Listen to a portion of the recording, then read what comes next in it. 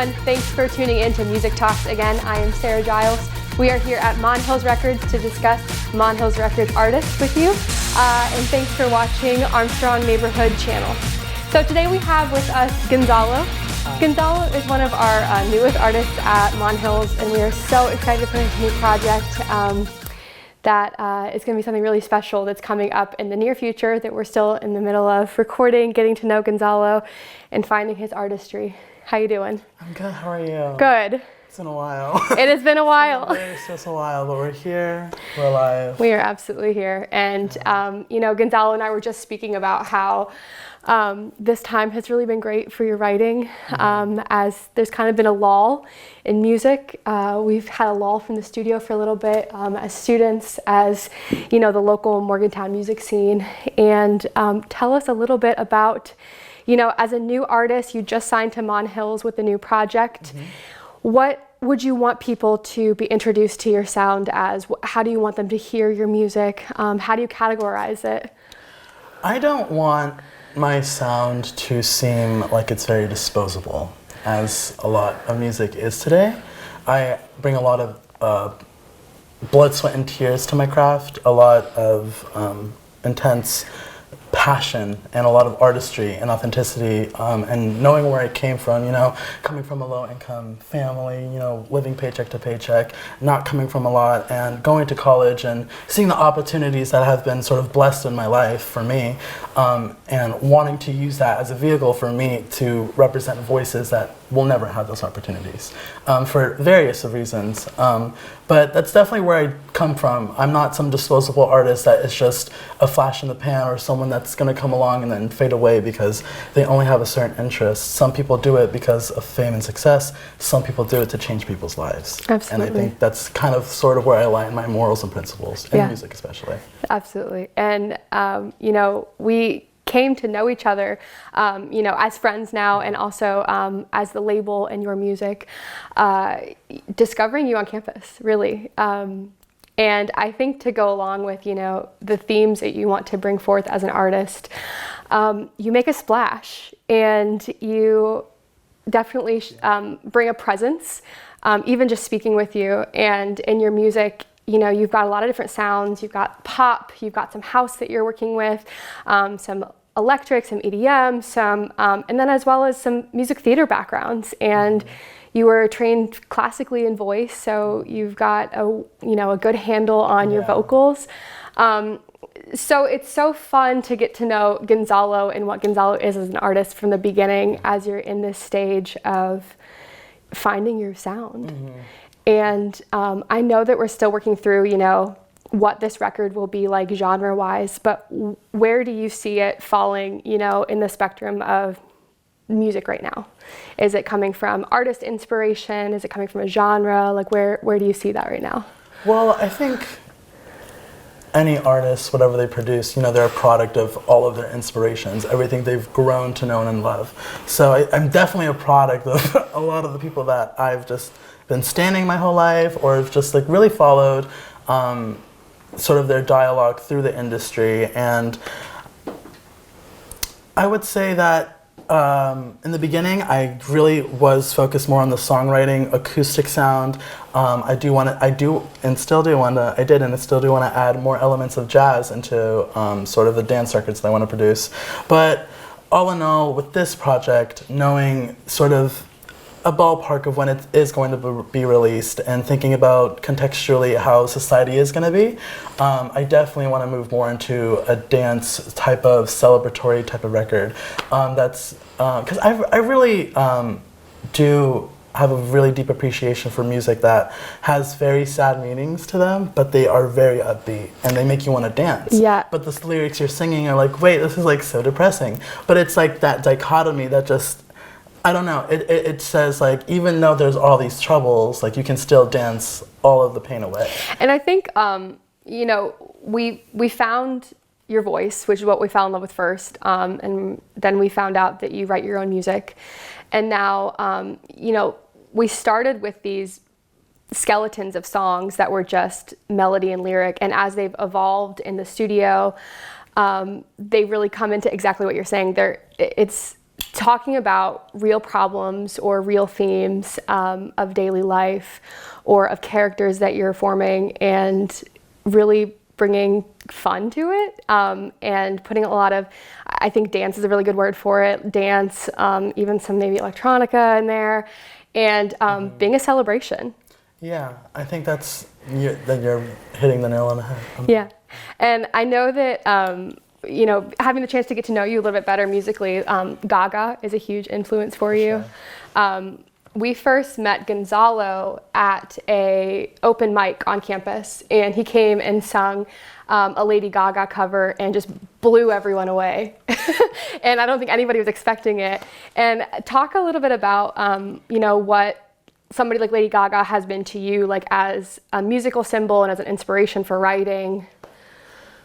I definitely was fascinated with how she was first coming out in 2009. I mean, even as a kid, I just remember that she was entering the industry in a different way than most people were at that time, or even before then.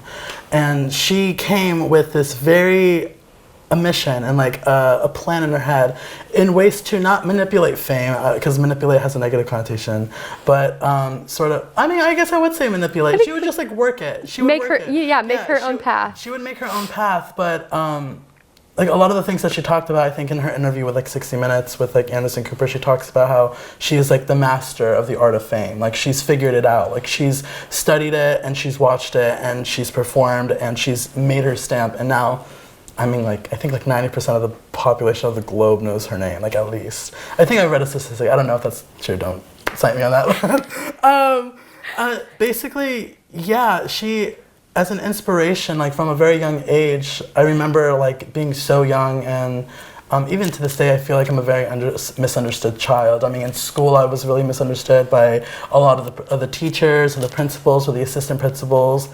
And I mean, as a kid, like, kind of school is your whole thing, it's your whole world. And it was like when really listening to her talk about finding who you are, finding your craft, taking your talents and running with it, that even all the no's that you're gonna face and all the rejections, even from now, for my career, like I'm probably gonna still face like hella no's from this point, but it's like I'm ready, it's like I want it, it's like she's instilled that sort of drive for rejection, because we know that the ultimate place that we're gonna be is success, because as long as we're coming from a place of love and kindness, which is something that she really tries to instill in sort of who she is as an artist and for her fans, then love will always prevail. Yeah. And that's kind of where I just put my faith in it and just try to move forward life with my music and all of that stuff, with being kind and being loving to the people around me.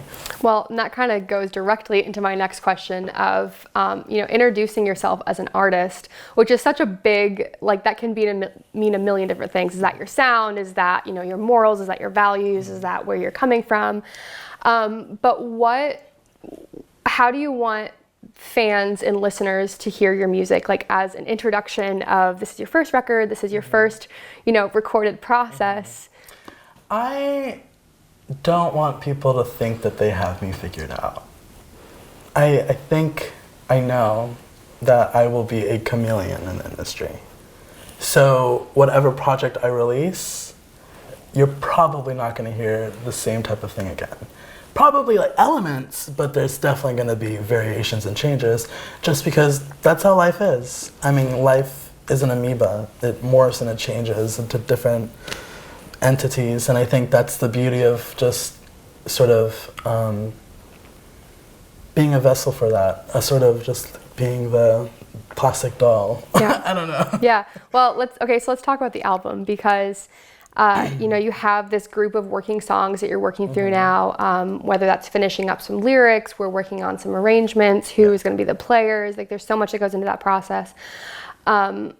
But I think that the one theme that doesn't change through this process that I've seen for you is the storytelling and the character build, and you're not just bringing songs to a table that have a great, you know, have a great hook, you've got a chorus, you've got, you know, this dancey beat, and that's good enough. Like, you want to dig deeper into every single song, which is something that I admire about you as a songwriter. If you want to, talk a little bit about, you know, those stories that you're building through the albums and those themes that you're working through, because I think they're important. Yeah, I mean, I think it's definitely a testament to of who I am. I'm definitely a very much deep thinker. I do kind of, I mean, a little bit more of my am. I'll transition into that, but I'm a very isolated person, very independent. I love being social. I love people. I love hanging out. I love just like making memories. I think everyone loves that. But I also do like thrive and grow a lot when I am by myself. I get to sit with my thoughts, and I'm just like a very deep thinker. And I kind of just like I ask a lot for a lot of people. It's like sometimes people don't want to tune into music that is asking so much out of their emotion or their energy. They just want to listen to an easy pop song, and there will be those. But there definitely will be a lot of that more deep thinking, that more things that call on society more. I mean, I just don't feel as an artist, I think it's a waste of my energy and my craft to just write about frivolous things. Yeah, we can write about dancing in the club, but like, why not make it more profound? Why not talk about, dancing in the flames while, everything is going on around you, but you can still dance away all the fears? I mean, I'm being a little bit redundant, but that's just sort of the sentiment of the core, like that's the core of like, where this project is. And that goes hand in hand with like what you said earlier about, taking a dance beat, but putting something, serious and important behind it lyrically. Like, I think somebody like Gaga and people in that same lane do that really well of, bringing a top 40s pop sound that everybody can enjoy, but still being honest to that and giving good lyric. Yeah, and definitely my songwriting, I definitely have told myself that I'm putting way too much like work. I think we like pretty much fleshed that out in our songwriting process at first, that I was putting a lot of my thoughts down, but I wasn't really like organizing them that well. And that's a testament also to how my mind works. There's just always thoughts running and running. I've with that mind that I want to create more of sort of a commercial type sound, but be more experimental on that. I have been reeling back more and simplifying my lyrics so they can have more of a resonant, I wouldn't say vague, but it allows for a universal connection. I think sometimes if you're too specific, people are like, I lost you. Yeah. But when you can find a ways to say what you want to say, but in the most simplest way, people can take that and interpret it however they want. I was just going to say interpretation is so important. Leave some room for the listener to make. That's what music's all about. Yeah. I mean, no matter what I produce, people are going to like it or not like it. And that's why I am the artist and they are the public. And so no matter what intention I have behind something, someone else is going to have a different interpretation. Yeah. And I love the freedom in that. I think that's where I kind of just keep my environment in my songwriting, my creative process. Absolutely. So getting to know you as a musician and looking at your musicianship and, your playing, your singing, you've grown up with what sounds like a really strong pop influence, as well as some of the great pop artists of the decades. I've heard you sing a lot of amazing covers, but then you're also at WU studying voice as a minor with political science, correct? Environmental and energy resource management. See, I got it wrong. As a major, yeah. Okay, so talk a little bit about that. Going into school and having that as your focus, as a person, but then still keeping music as, a thread through all of that. What's that like? Well, music is definitely the thing that's keeping me sane among all of it. I think I wouldn't be happy at all here, or I really wouldn't be happy. I would kind of be lost if I came here not pursuing anything in music. So that's sort of why I came here on a very specific sort of path I had set in my mind. It's pretty expensive to come to a college like this, especially coming out of state. But I was able to work my way with the academic common market by choosing a certain major to come here. And it happened to be something that I was really passionate about. And I actually did really well taking the college level course in high school, scoring really well on those tests for environmental science. I was like, yeah, maybe this is something that is my calling. I mean, it seems that I'm really good at it, like the data shows, right? So I was like, all right, I just took a chance. I'm diving into a complete major. Even my brother was like, you should not have it figured out this early. Like, you're gonna change and you're gonna switch. Yeah. Even this past summer, like not even like 3 weeks ago, I was like, am I gonna change my major? Am I gonna change my residency? Because like, I didn't know like really what I wanted to do, but life is showing me that I need to stay with what I'm doing. I need to stick it out. even though it's sometimes a struggle, sometimes it's really stressful to work with a lot of economics and a lot of entrepreneurial ventures and management and business, and it's sort of a lot that they bombard you in. It's the music that I needed to sort of calm all those things down and help me organize everything that I need to do.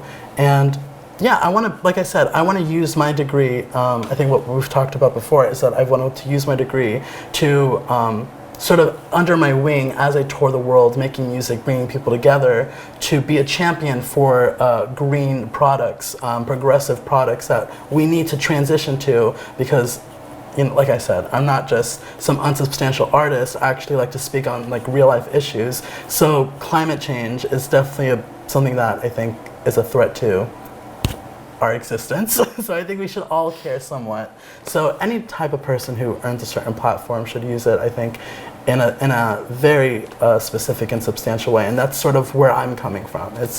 And everything worked perfectly. Everything aligned in my time management, everything, nothing really bombarded another scheduling. There were no scheduling conflicts, and that was sort of my sign, like, I'm supposed to be here. And I had always questioned, like, am I supposed to be here? And like where we're sitting, I just like, it's like one of those things, like you just gotta read the signs, because it'll lead you. And look at where we are now. Absolutely. And I think that's a testament to how beautiful life is. Yeah. Well, and you know, people go into a music career or into the music industry, and it's not just it's centered in the music, but there's so much more surrounding that to make that happen. That it's a congratulations to you for being able to so early on figure out how to, you know, morph all of your other passions in life into your music to make that, like, you know, a symbiotic thing, you know? Yeah, I mean, it's no secret that like the music world is a pretty tough, it's a risky business. Like, you can do well, you can't do well, you could find a job, you might not find a job. So it's always like, you know, the parent behind your head, like, go with the science and math, like go with that. Like you want to make, my mom always tells me, do that as your plan A, so you can, as your plan B, so you can pay for your plan A, your music. And I think I'm listening to my mother. That's kind of where I'm at. I mean, I was about to not listen to her this past summer, but I think I'm gonna listen to her and stick with it, stick it out. But yeah, I mean, minoring in voice has only, I mean, the way I sort of looked at it coming into it was I wanted to educate myself. I did not think I was ready without like any of the things that I've learned up until this point. Beforehand, I was definitely not ready. Now, I don't even think I'm ready yet. I still need more time to... Well, you're always growing, you're always learning growing, more. Yes, but I had never studied my voice before college. I was always playing trumpet, playing piano, I was singing, and people liked what they heard, but I never had like... But the voice was secondary. It wasn't the main focus for learning. Yeah. And even though, and then I mean, I started writing when I was like 16, 17, like truly like actually trying to put pen to paper. But it was the vocal lessons that I'm getting right now from my professor, Laura Canot-Berry. She is an amazing, amazing opera singer. I actually just performed an opera with her at our university, Cendrillon. Up in Massenet, and it was so beautiful to hear. It was like a once-in-a-lifetime opportunity. She was at the Met. She performed with Carmen on Carmen, and she performed with Placido Domingo, and she performed with Cecilia Bartoli and La Cenerentola Rossini in like 96 or 94, I forget. But well, I think that's a testament to, you know, you're picking up all of this, you know, vocal training, classically speaking, and in opera, and you're transitioning that into this pop dance album that you're recording. And actually, like one of my classes this past semester, some of the dialogue was that some people don't consider pop music art, and you know, we always look at art like opera, like thick, enriched, like Renaissance music, classical music, like romantic music, like all of that amazing stuff, and it's amazing.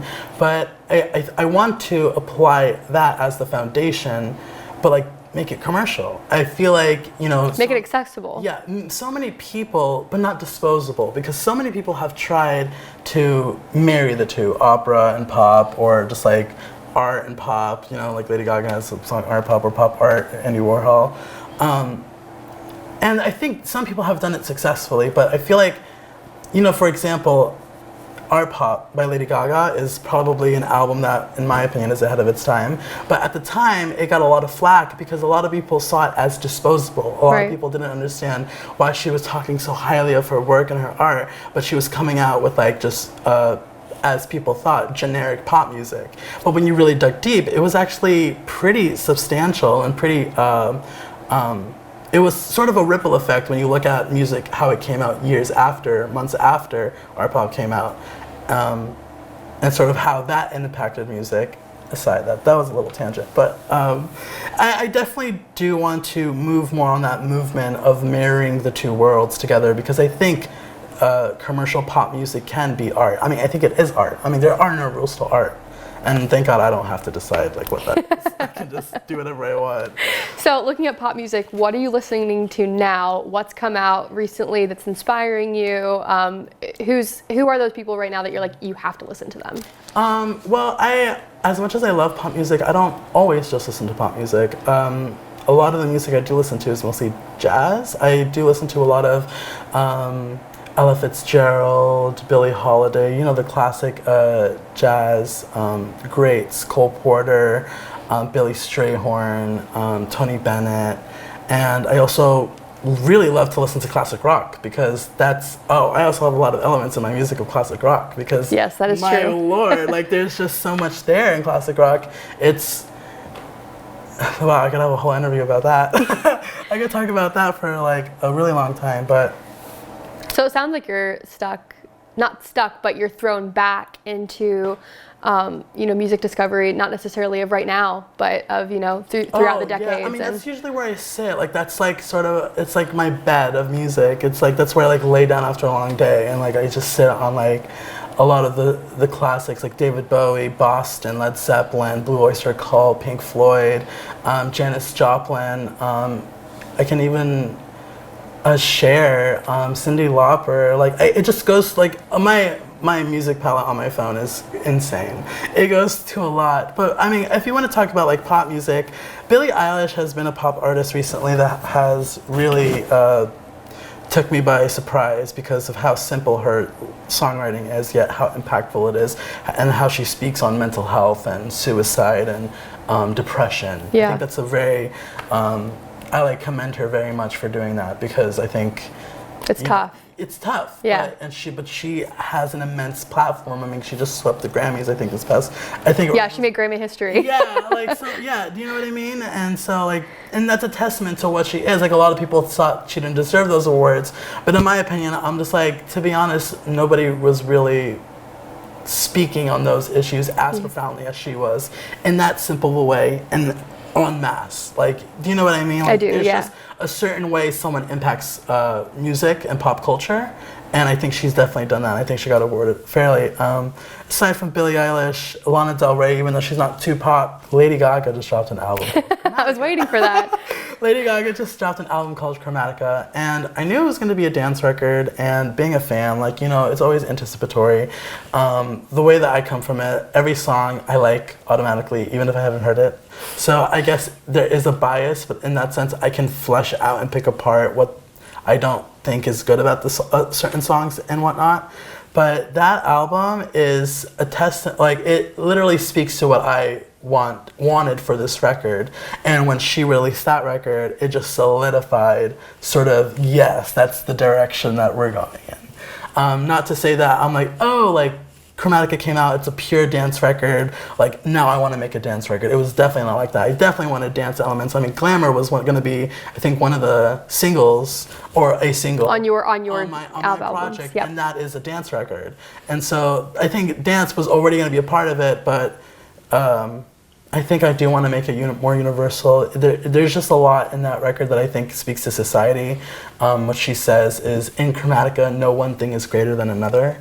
So she always tries to come from this equal equatorial perspective. She says Chromatica isn't like a planet, it's a perspective. So and when I listen to the music and listen to her songwriting, you know, Gaga is very campy in theater, so some of the stuff like I don't cringe at, but I'm just like, oh, Gaga, like that's just like Gaga. But she has a song called Fun Tonight, and the lyrics in there go, I can see it in your face, you don't think I've pulled my weight, maybe it's time for us to say goodbye because I'm feeling the way that I'm feeling when I'm feeling with you. But it's a really beautiful song, but it talks about depression and how sometimes her friends want her to have a good time, they want her to go out, but she just can't because she's literally like has a chemical imbalance that will not make her feel okay. Like, yeah, and what a big topic to be able to take on, like in the pop, you know, world, exactly. and in the top 40s, you know, charts. And the reason why I speak to songs like that, or another song in the record is called 1,000 Doves, is because and what I love about this record is that they're pure house dance songs that you could hear them at raves, you could hear them anywhere, but they're so sad. Like it breaks your heart, and I love that. But you'll still hear it in the club. Because it's like a broken heart with wings. It's like a broken heart that's thriving. It's because like, I guess like we need to have a broken heart in order to sort of make the most beautiful things. Absolutely. I don't know. Well, Gonzalo is on his way to making his most beautiful things with Mon Hills Records soon. The record will start recording. We're kind of in the recording process now. It's coming up soon for us to start getting to the point of release date and announcements and, you know, sharing with the world a little bit of what we're doing behind closed doors right now. But I think I'm really excited to let everybody hear what you're doing now, kind of give a taste to, you know, all these great ideas that you have and all these influences that we've spoken about. So stay tuned. After the commercial break, we will get back with Gonzalo to hear a couple songs. So stay with us.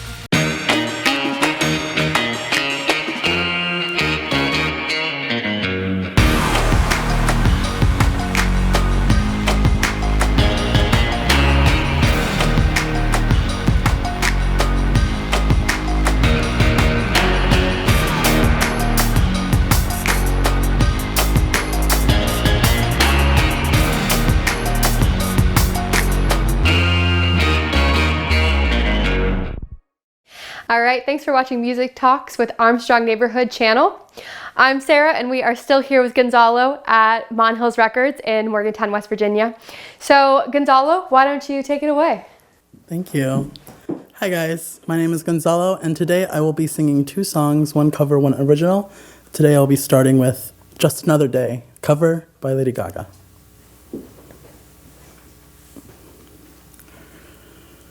Just another way to prove I love you when it's hard today. I'll lay back in my chair and find a way. And when you say that thing that you say that makes me mad, I'll turn away, I'll turn away, I'll turn away. And think of different ways to keep my spirit soft and choreograph ours with playful, joyous thoughts. We both know I could learn a thing or two about relaxing. Hey, I love you, and after all, it's just another day. Oh, I could use some 2 or 3 or other kind of ways to be, but today I won't be so hard on me. I'll walk alone down a different street and smile at all the new strangers I meet, and pick a unique style I'll pick around today and create simple thoughts. I'll laugh in humble ways. We both know I could learn a thing or 2 about behaving, but I love you, and after all, it's just another day.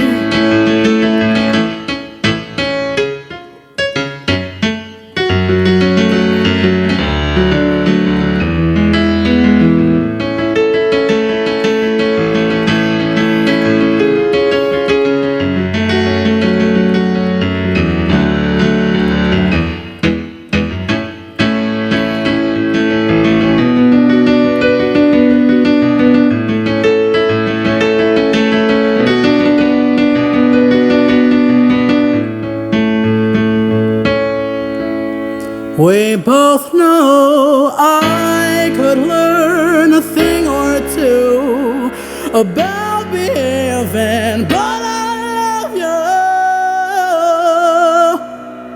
you. And after all, it's just another day.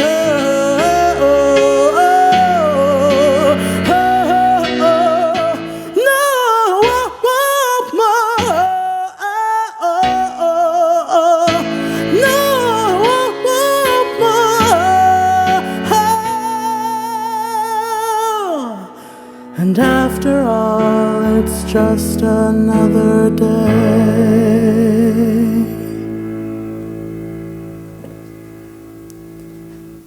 The next song I'll be singing for you guys is an original, and the title is Thankful.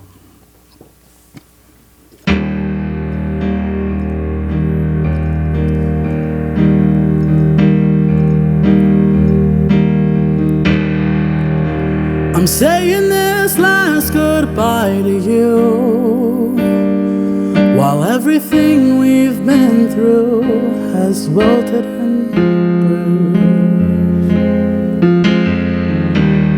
With an intention to start what was inconceivable, I look into your eyes, I shake and tremble. Look at the girls walk by us sad and so gray, has overcome the faces or two. And so I sit and paint this pretty puppy blues, and picture all the things you said that weren't true.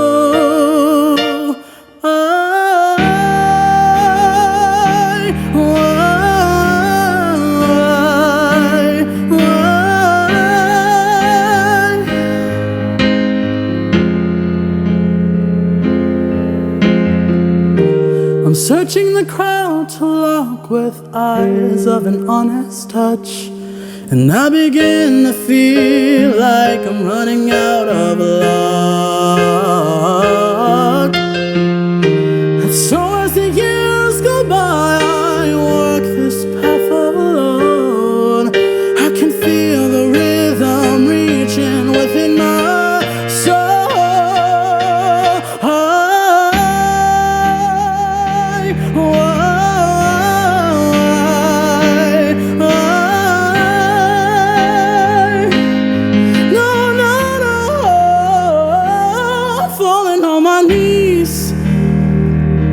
I've gotta get away from here.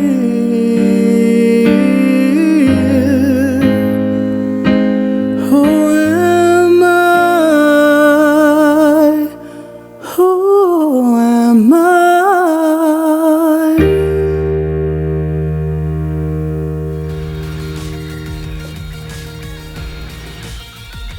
Thank you.